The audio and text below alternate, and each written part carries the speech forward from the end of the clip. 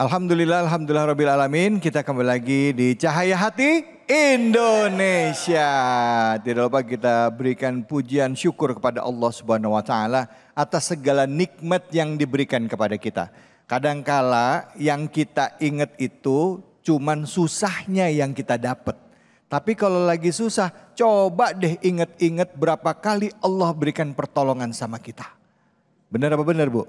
Banyakan mana? Sulitnya apa kemudahan yang Allah kasih? Mudah. Pas udah mentok kita berserah diri, berapa kali Allah kasih jalan keluar. Itu yang akhirnya membuat kita yakin bahwa Allah itu baik dan maha baik terhadap kita hambanya. Yuk, siapa yang mau bertanya seputar tema kita ini? Ya, siapa angkat tangannya? Baik, siapa nih, yang mana nih? Yang di depan, oke silahkan.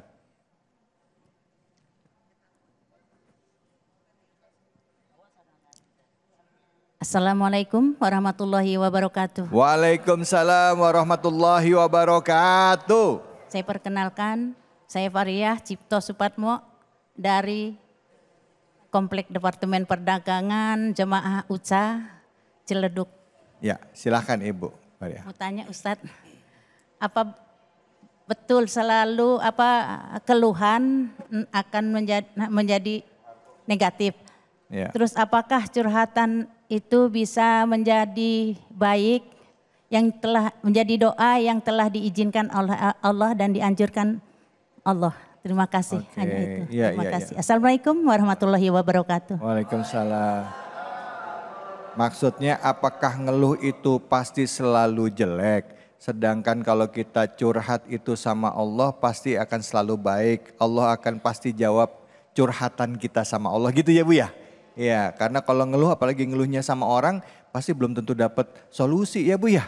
Betul nggak sih gitu Ustadz? Apa selalu begitu? Silakan Ustadz Abdul Kafi, fadhol. Iya, baik. Bismillahirrahmanirrahim. Ini pertanyaannya bagus.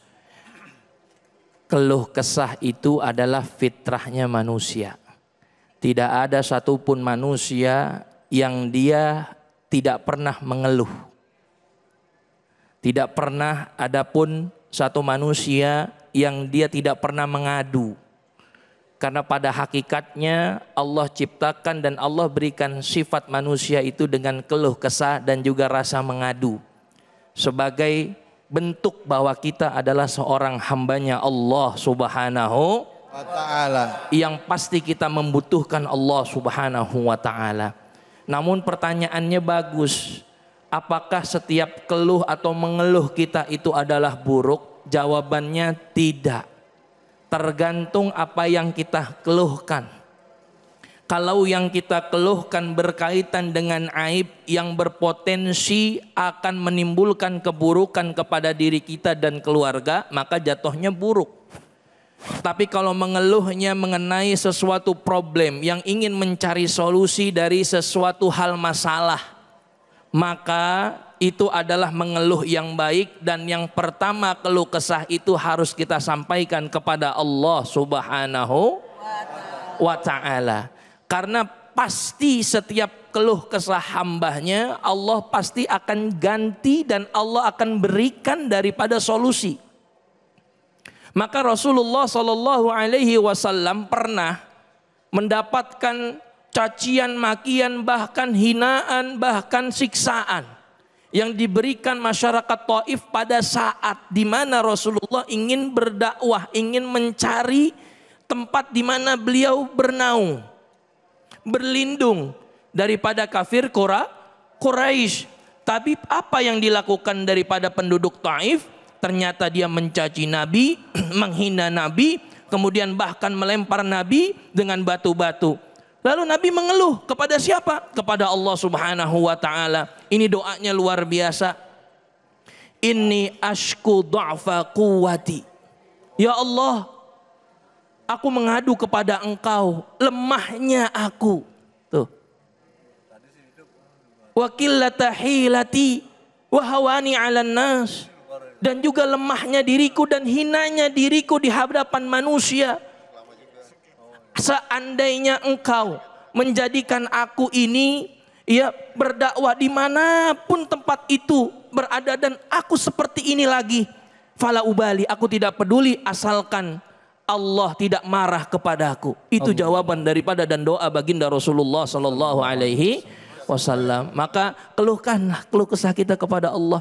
Pasti Allah akan kasih jalan keluar kepada kita sehingga kita menjadi hamba-hamba yang bersyukur dan bersabar. Allahu a'lam. Amin ya Allah. Terima kasih banyak Ustadz. Bu, siapa yang mau nanya lagi angkat tangannya? Silahkan. Iya.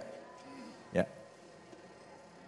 Silahkan Ibu, nama dan pertanyaannya. Bismillahirrahmanirrahim. Assalamualaikum warahmatullahi wabarakatuh. Waalaikumsalam warahmatullahi wabarakatuh. Perkenalkan, nama saya Iis dari Majelis Ummahat Cinta Quran Masjid Baitur Rahman Celduk. Masya Allah, siap Bu. Yang saya ingin tanyakan Pak Ustadz, gimana caranya agar kita selalu punya harapan?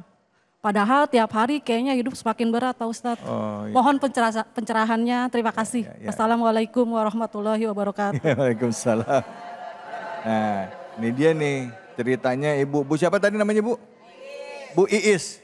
Bu Iis bilang ngelihat kayaknya makin hari makin kesono. Makin gak jelas. Gimana caranya supaya kita bisa numbuhin harapan sedangkan kita sendiri gak yakin ngelihat ke depannya kok keadaan akan lebih baik. Silakan mungkin Ustadz Fadol.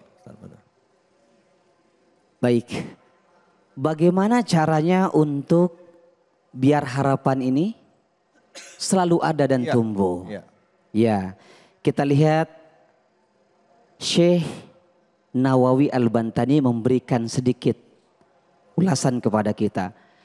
Li'anna roja'a yurithu al-mahabbah.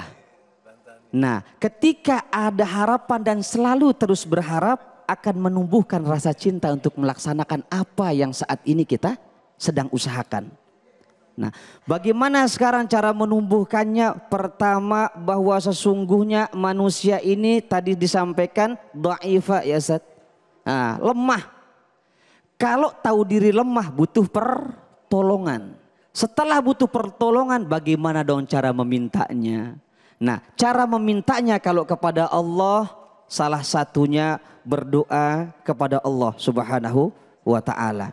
Nah, bahkan dicatat orang yang insya Allah akan mendapatkan naungan di hadapan Allah, di mana kelak tidak ada lagi naungan melainkan hanya naungan Allah Subhanahu wa taala, yang di mana mereka rajulun zakarallahu khalian fafadat ainahu. Seseorang, kata-kata rajulun jangan ditafsirkan bahwa ini laki-laki doang. Ibu, bapak juga kena. Muda, tua, nenek-nenek, aki-aki kena. Ya. Jadi seseorang yang di tengah keheningan malam, ya Allah, aku minta padamu agar dikeluarkan dari masalah ini. Cakep.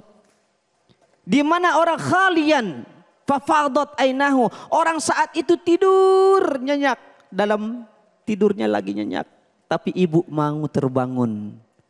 Bapak mau untuk bangun untuk sholat, ingat kepada Allah Subhanahu wa taala. Tumbuh rasa cinta. Contoh, ibu sedang jualan, suka dengan jualan itu. Tambah semangat lagi. Tumbuh giat gigih untuk bekerja. Rahmat Allah dan pertolongan itu datang. Ala inna nasrallahi qarib, bahasa Allah, bahasa Al-Quran. Sungguhnya pertolongan Allah itu dekat dan akan datang kepada kita. Allah Ta'ala. Masya Allah, terima kasih banyak Ustadz. Ustadz, kadang kalau kita ngedengerin curhatan ya, kebagian orang kalau kita nggak ada masalah nggak cerita ke orang lain tuh kadang kala malah jadi stres. Ada yang begitu ya Bu ya. Kadang kita butuh orang juga, butuh temen juga untuk kita dengar. Walaupun kita tahu memang sebaik-baiknya curhat itu ya sama Allah. Boleh nggak sih? Ya karena kan itu bagian dari konseling nih Ustadz Abdul Kafi nih. Kadang-kadang suka ngobrol sama siapa gitu kan gitu. Kepada siapa sebaiknya kalaupun emang kita pengen ngobrol. Mencurahkan perasaan atau masalah kita ke orang lain. Boleh nggak kita curhatnya ke orang tua atau curhatnya ke suami. Karena nggak jarang kalau kita curhat sama orang yang deket. Yang timbul malah masalah lagi. Karena apa? Karena orang yang kita curhatin juga sama-sama punya masalah dengan kita. Kepada siapa kita boleh curhat selain kepada Allah? Artinya gini, kalau dalam tuntunan Islam kepada siapa yang boleh? Ya. Baik, bismillahirrahmanirrahim. Ini pertanyaannya bagus. Yang pertama kepada orang yang faqih. Faqih itu berarti dia paham dan mampu dalam segi agama. Ya. Yang kedua dia adil. Ini menjadi syarat utama kalau dia ini ya boleh kita curhati apa?